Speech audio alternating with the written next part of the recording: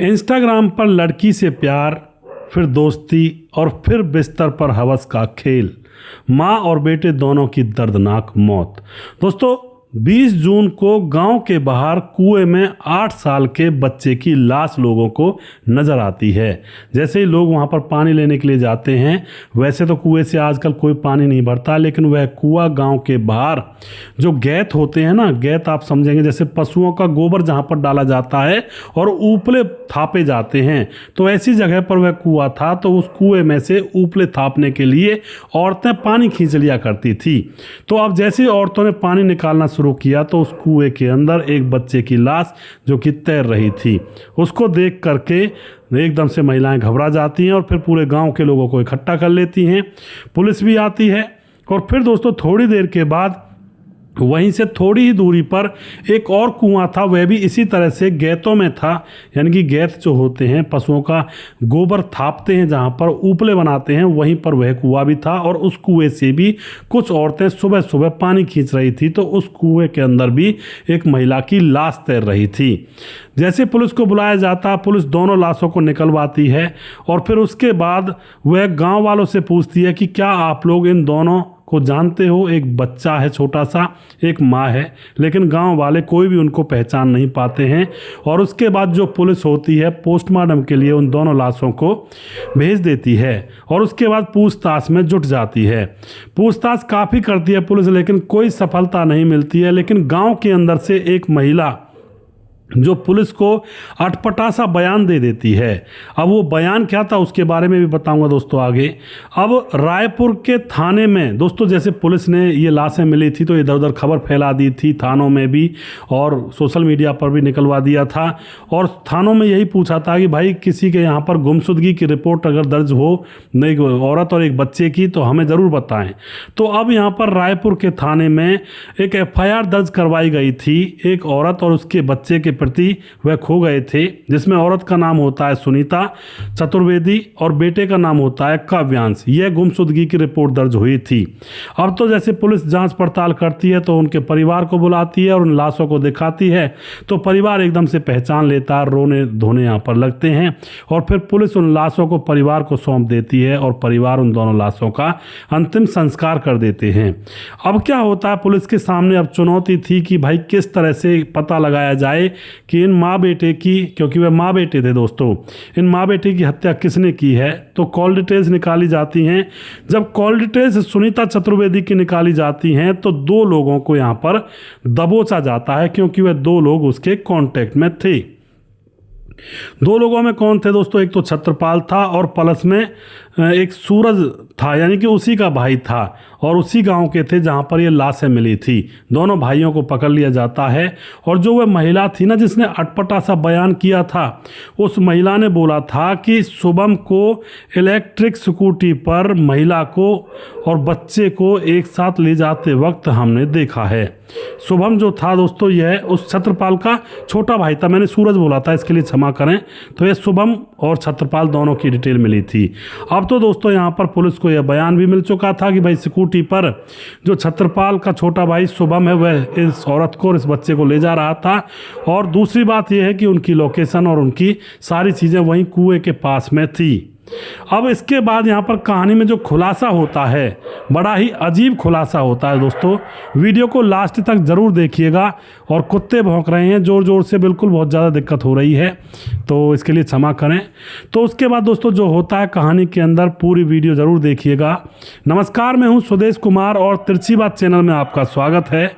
दोस्तों यह घटना छत्तीसगढ़ के दुर्ग जिले के अमलेश्वर थाना क्षेत्र के अंदर एक गाँव पड़ता है खमरिया गांव के अंदर सुनीता चतुर्वेदी रहा करती है। शादी उसकी 10 साल पहले हुई है और जो उसका पति है वह बहुत अच्छा है, प्यार करता है उसके ऊपर, कमाता धमाता भी है। अब जो सुनीता होती है वह रायपुर की थी और 10 साल पहले शादी हुई थी, एक बेटा भी उसको पैदा हो जाता है। और अब दोस्तों अकस्मात उसके पति की मौत हो जाती है। पति की मौत के बाद सुनीता अकेली पड़ जाती है। वैसे तो पूरा परिवार था, लेकिन सभी जो देवर जेठ होते हैं वो न्यारे रह रहे थे अलग अलग घरों में और उसको सहारा भी दे रहे थे वैसे तो, लेकिन सुनीता को ये लगता है कि भाई ऐसे सहारे से ज़िंदगी कब कटेगी, मुझे अपने आप भी कमाना पड़ेगा। और फिर यही सोच करके सुनीता एक प्राइवेट स्कूल में पढ़ाने लगती है बच्चों को, जिससे उसको 8,000 रुपये मिल जाते हैं और 8,000 रुपये में अपना और अपने बेटे का गुजारा अच्छे से उसका हो जाता है। बाकी का कोई उसका खर्चा था ही नहीं। अब उसका जीवन थोड़ा सेट हुआ था और कोई दिक्कत नहीं थी, अच्छा खाने पीने लगी अपने घर के अंदर। तो अब उसको लगने लगा था कि मेरी लाइफ तो बिल्कुल सूनी है। ठीक है, मैं अपने बच्चे को पाल रही हूँ, पैसे भी मेरे पास आ जाते हैं घर चलाने के लिए, लेकिन मेरी ज़िंदगी तो अधूरी है, मैं कैसे जी सकती हूँ ऐसे, मेरी उम्र भी बहुत कम है अभी तो। और फिर दोस्तों वह अपनी लाइफ को सेट करना चाहती है कि भाई मेरी लाइफ भी सेट होनी चाहिए। और सेट होने का मतलब क्या था, किसी के लड़के से प्यार करूँ और उसके साथ शादी कर लूँ और घर बसा लूँ अच्छे से, यह उसकी पूरी प्लानिंग थी। और वह शादी करने के लिए और घर बसाने के लिए ही सोच रही थी, सच में ही। और उसके बाद दोस्तों अब कोई दिक्कत नहीं है, सोचती है कि कोई रिश्तेदारी में कोई लड़का बताएगा, वह कह भी देती है अपनी चाची ताई से कि कोई लड़का हो तो मैं शादी करने के लिए तैयार हूँ, क्योंकि बच्चे का खर्चा आगे ज़्यादा बढ़ेगा और मैं भी अभी इतनी उम्र थोड़ी है, मेरा जीवन कैसे कटेगा। आस पड़ोस के लोग और घर वाले चाचा ताऊ भी ये कह रहे थे ठीक है कोई लड़का मिलेगा तो हम देखेंगे। अब वह इंस्टाग्राम चलाया करती थी ये जो सुनीता थी, और इंस्टाग्राम चलाते चलाते अब इसकी मुलाकात इंस्टाग्राम पर एक छत्रपाल नाम के शख्स से हो जाती है, जो इसे तकरीबन 7 साल छोटा था। वह इसको मलूक लगता है, अच्छा सुंदर लगता है, उससे बातचीत होने लगती है, दोनों की दोस्ती हो जाती है। और दोस्ती में दोनों ऐसी ऐसी बातें करने लगते हैं कि जो बातें सिर्फ और सिर्फ पति पत्नी ही आपस में कर सकते हैं, वो सारी बातें इन दोनों के बीच में होने लगती हैं। तो अब यहाँ पर क्या होता है दोस्तों, जो सुनीता होती है वह सोचती है कि इस लड़के के साथ मैं घर बसा सकती हूँ, बहुत अच्छा प्यारा लड़का है। और दोस्तों सोशल मीडिया पर तो सभी प्यारे लगते हैं, शक्ल और सूरत तो फिल्टर से प्यारी लगती है, और बातचीत वो प्यारी इसलिए करते हैं जिससे कोई लड़की फंसाने में, यानी कि लड़की कोई फंस जाए। तो सोशल मीडिया का मुखौटा एक बहुत ही भयावह मुखौटा होता है, जहाँ पर इंसान की सच्चाई का पता नहीं चलता है। इसलिए सोशल मीडिया पर ज़्यादा फ्रेंडशिप वगैरह और अपनी ज़िंदगी को लाइफ सेटल करने के चक्कर में ना सोचें। अब तो यह औरत सोचती है कि भाई ये छत्रपाल तो बहुत सीधा साधा है, बहुत अच्छा लड़का है, बहुत अच्छी अच्छी बातें करता है। और उसके बाद दोस्तों यह दोनों मिलने की कोशिश करते हैं, और फिर यह एक होटल में जाकर एक दूसरे से मिलते हैं, एक दूसरे को आमने सामने देखते हैं तो दोनों गले लग जाते हैं। और अब तो सुनीता बिल्कुल उसके अंतर मन से दिल धड़कने लगा था कि मुझे मेरे जीवन का साथी मिल गया है, क्योंकि वह इससे बात किया करती थी कि मैं तुमसे शादी भी करूंगी, तो वह हमें भर लेता है। और ओयो होटल में इनके संबंध बन जाते हैं, और कई महीनों तक इसी तरह से इनका यह सिलसिला चलता रहता है, रुकने का नाम नहीं लेता है। पर दोस्तों यहाँ पर अब जैसे ही यह सुनीता कहती है कि अब मिलना जुलना काफ़ी हो गया, मैं अपने घर वालों से बात करती हूँ और तुम्हारे बारे में बताऊँगी और फिर हम दोनों शादी कर लेंगे। लेकिन जैसे ही अब यह बात आई थी ना कि घर वालों से बात करती हूँ, उससे पहले तो यह कहा करता था छत्रपाल कि मैं शादी कर लूँगा, कोई दिक्कत नहीं है।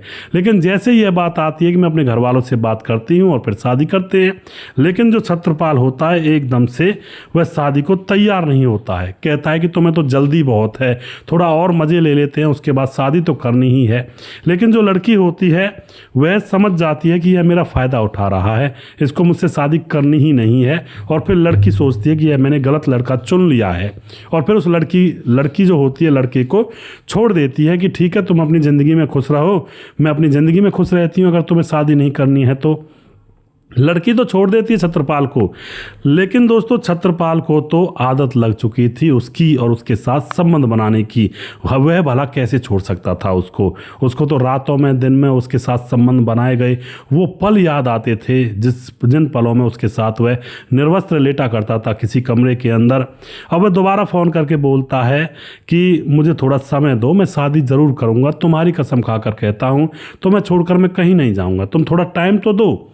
और अब यह जो सुनीता होती है समझती है शायद कोई पारिवारिक प्रॉब्लम होगी, कहना नहीं चाहता होगा घर वालों से, तो उसको और टाइम दे देती है। और यही सबसे बड़ी गलती सुनीता ने कर दी थी। अब इस लड़के को टाइम दिया जाता है तो लड़का अब फिर से संबंध बनाना चालू कर देता है, और धीरे धीरे संबंध बनाने के लिए आता, बस संबंध बनाने के लिए बातें करता, और फिर उसके बाद कोई उसकी बातें नहीं होती शादी के प्रति। अब कुछ दिन के बाद फिर से सुनीता को पता लग जाता है कि छत्रपाल उसके साथ टाइम पास कर रहा है, और एक खबर उसको ऐसी पता लगती है कि छत्रपाल ने तो शादी कर ली। अपने घर वालों के कहने पर। अब तो यह जो सुनीता होती है इसके तन बदन में आग लग जाती है। फ़ोन पर बहुत सारी गालियां देती है और कहती है कि तुमने मुझे धोखा दे दिया और धोखे में रखा, मैं तुम्हारे साथ क्यों घूमती इधर उधर।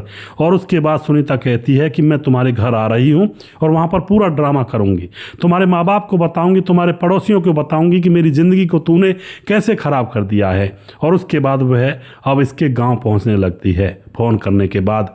अब तो इधर छत्रपाल की तो हिल जाती है, भाई ये घर आ गई तो नई दुल्हन है वो तो भागी जाएगी छोड़ करके माँ बाप के, और फिर माँ बाप के आगे मेरी इज्जत क्या रहेगी, और आस पड़ोस में जब बताएगी तो मैं किस तरह से जी पाऊंगा यहाँ पर, क्योंकि निकलना भी मुश्किल हो जाएगा, मेरी तो बहुत अच्छी छवि है गाँव के अंदर।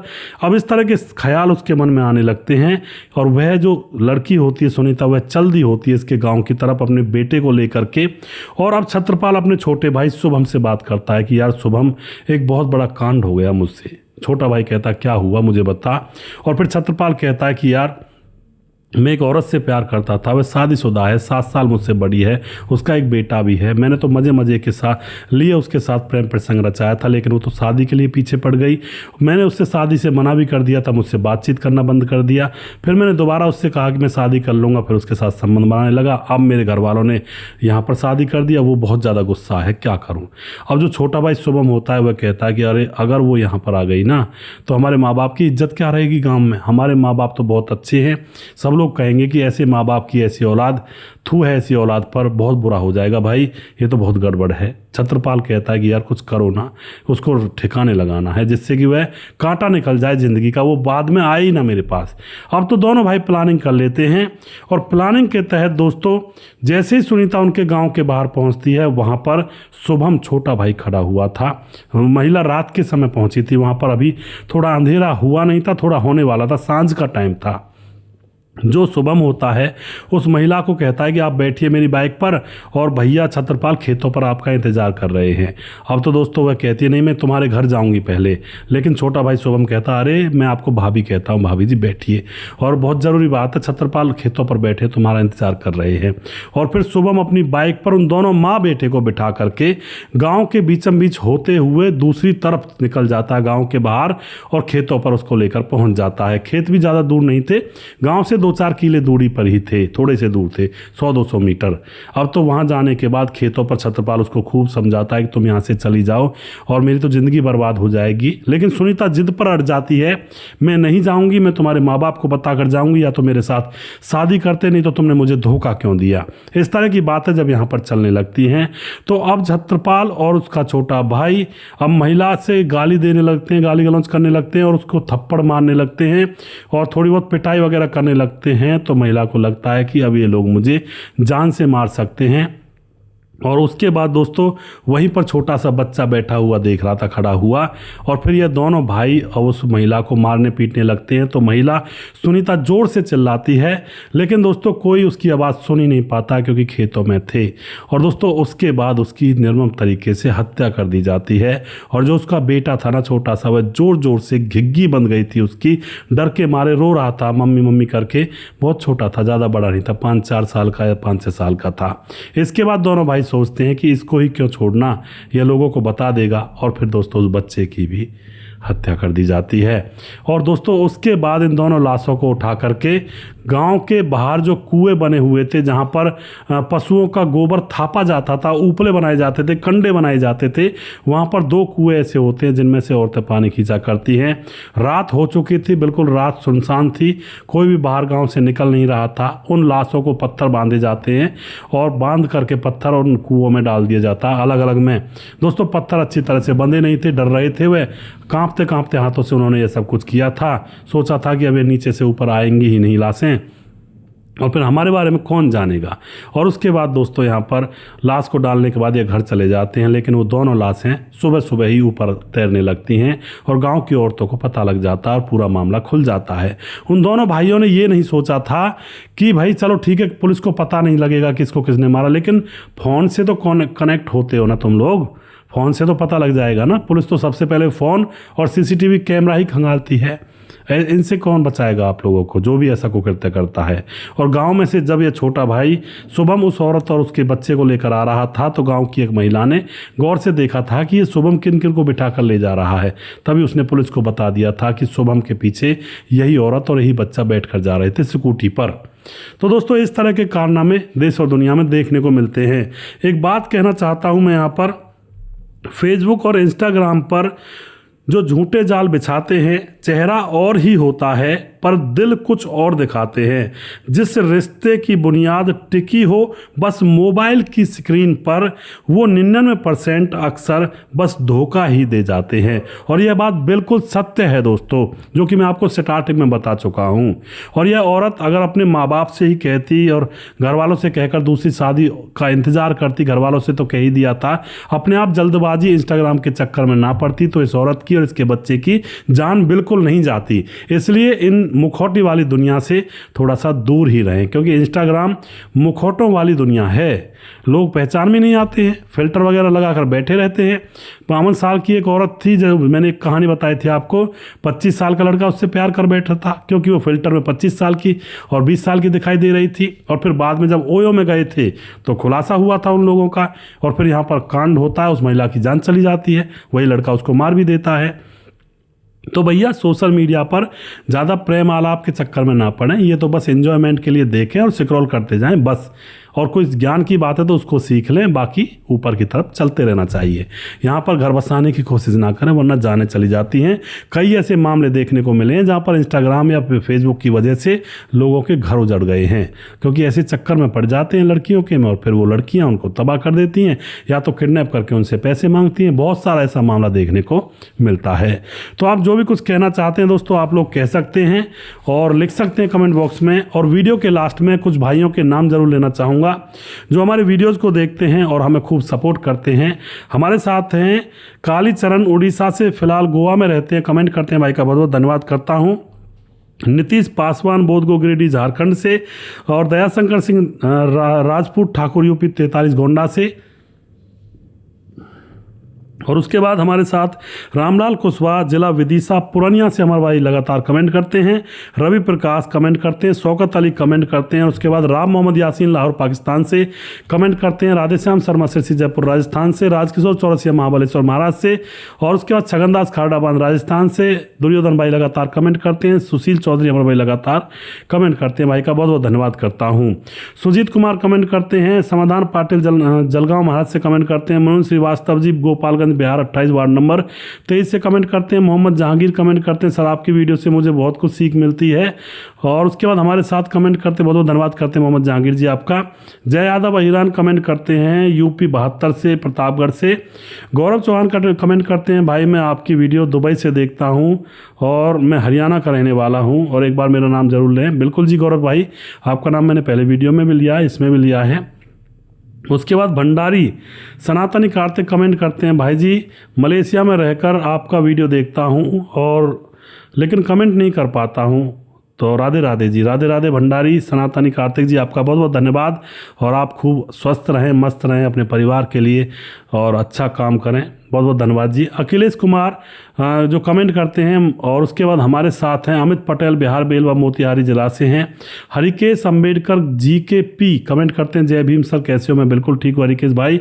सुमेर एस कमेंट करते हैं। विंध्याचल राजभार कमेंट करते हैं। सूरज डी हमारे भाई फिजी से कमेंट करते हैं, राधे राधे गुरुजी, बहुत बहुत धन्यवाद जी आपका। सूरज भाई आपका बहुत बहुत धन्यवाद। और उसके बाद कृष्ण वोहरा कमेंट करते हैं, आपसे हमें बहुत अच्छी जानकारी प्राप्त होती है, बहुत बहुत धन्यवाद जी। अमलेश राम कमेंट करते हैं, नमस्कार सर बहुत अच्छी कहानी है सर, मैं रोज़ देखता हूं आपका वीडियो, बहुत बहुत धन्यवाद करते हैं जी आपका। प्रवीण बघेल से पुरी से। पवन कुशवाहा कमेंट करते हैं। मोनू जैन कमेंट करते हैं। राम गोसाई हमारे भाई लगातार कमेंट करते हैं। रजत सैनी कमेंट करते हैं। और जो भी भाई रह गए हैं, मुकेश कुमार यूपी 83 से कमेंट करते हैं। और जिस भी भाई का नाम अभी भी रह गया उस भाई का नाम अगली वीडियो में ज़रूर लूँगा। अगला वीडियो बहुत जल्दी फिर से लेकर आऊँगा, तब तक आप खुश रहें, सावधान रहें। जय हिंद, जय भारत।